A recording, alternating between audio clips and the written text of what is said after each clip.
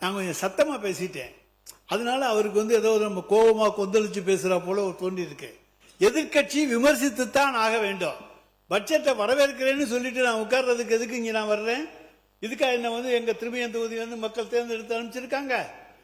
அரசுக்கு வேண்டிய ஆலோசனைகளையும் சொல்ல வேண்டும். பட்ஜெட்ல என்ன நிறைகுறைகள் இருக்கிறது அதை சொல்ல வேண்டும். அதுதான் எங்களுடைய கடமை. அந்த கடமையை தான் நாங்கள் செய்கின்றோம்.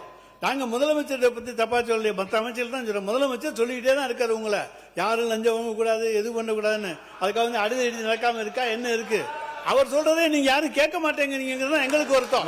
மாண்புமிகு உறுப்பினர் பேசியது அவைக்குழு நீக்கப்படுகிறது. பள்ளிக்கூடத்துறை அமைச்சர் அவர்கள்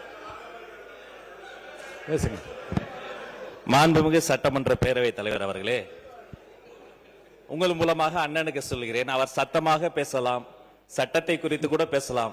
ஆனால் உண்மைக்கு புறமானதை பேசாமல் கொஞ்சம் உண்மையை பேசினால் நன்றாக இருக்கும் என்பது எங்களுடைய கோரிக்கை. அதே சமயம் பேசுகிற பேச்சு என்பது இரண்டு வகையான பேச்சு இருக்கிறது. ஒன்று, கையில் இருக்கிற அந்த குறிப்புகளை எடுத்து அதை வைத்து பேசுவது. இரண்டு, இதயத்திலிருந்து பேசுவது. இந்த இரண்டு வகையான பேச்சுகளையும் இந்த மதிப்பிற்குரிய மாமன்றம் பார்த்திருக்கிறது. மூன்றாவதாக ஒரு பேச்சு இருக்கிறது. அது வாதங்களை எல்லாம் எடுத்து வைத்து ஆக்கப்பூர்வமாக பேசாமல் ஒரு விதண்டாவாதமாக பேசுவது.